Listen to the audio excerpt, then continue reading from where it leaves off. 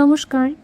প্রথমেই আমি আমাদের শিক্ষামন্ত্রী শ্রী দীপক বর্মন মহাশয়কে আমার তরফ থেকে অনেক শুভেচ্ছা এবং অভিনন্দন জানাই। আমি পল্লবী বৈতন্ডী, আমার বাড়ি বীরভূম জেলার একটি গ্রামে। আমি পেশায় একজন স্কুল শিক্ষিকা এবং আমি চাকরিটি পেয়েছি 2021 সালের 16,500 প্যানেল থেকে, এবং বর্তমানে আমার পোস্টিং হচ্ছে উত্তর দিনাজপুর জেলার একটি ছোট্ট গ্রামে, যা আমার বাড়ি থেকে প্রায় 450 কিলোমিটার দূরে।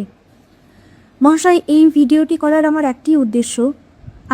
আপনি কালকে যে রিপাবলিক বাংলাতে যে স্পিচটি দিয়েছেন সেটি আমরা সকলেই দেখেছি, এবং শুধুমাত্র আমি না, আমার মতন প্রায় 2,000 শিক্ষক শিক্ষিকারা রয়েছেন যারা বাড়ি থেকে প্রায় 400 থেকে 600 কিলোমিটার দূরে এইভাবেই পোস্টেড রয়েছেন প্রায় 5 বছর থেকে। আপনার কথার সাথে আমি সম্পূর্ণভাবে একমত যে আমরা প্রত্যেকটা শিক্ষকেরই উচিত সমস্ত স্টুডেন্টদেরকে ফার্স্ট প্রায়োরিটি দেওয়া। আমি একজন শিক্ষিকা হিসাবে অবশ্যই সেটাই করি, কিন্তু আপনার একটা কথার সঙ্গে আমি কিছুতেই একমত হতে পারছি না স্যার।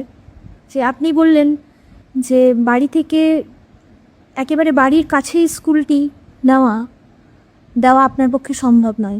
অবশ্যই সম্ভব নয়, আমরাও চাই না বাড়ির কাছেই স্কুলটি আমাদেরকে দেওয়া হোক, সেটা আমরাও চাই না। কিন্তু বলুন তো, আজকে 5টা বছর থেকে আমরা এই যে 450 থেকে 600 কিলোমিটার দূরে যে পোস্টেড রয়েছি, এতে আমাদের মানসিক পরিস্থিতিটা ঠিক কোন জায়গাতে পৌঁছেছে? মহাশয়, দিনের পর দিন যন্ত্রণার শিকার হচ্ছি আমরা। এতটাই মানসিক যন্ত্রণা যে বাড়িতে কোনো রকম সমস্যা হলে আমরা চট করে যেতে পারছি না, বাড়ির লোকজন আমাদের কোনো সমস্যা হলে আমাদের কাছে আসতে পারছে না। আমার একটাই অনুরোধ যে বাড়ির কাছের স্কুলটির প্রয়োজন নেই মহাশয়, আমাদের প্রয়োজন শুধুমাত্র বাড়ি থেকে যাতে বেরোতে পারি এবং রাত্রেবেলা হলেও যাতে বাড়িতেই ফিরে আসতে পারি, এটুকুই।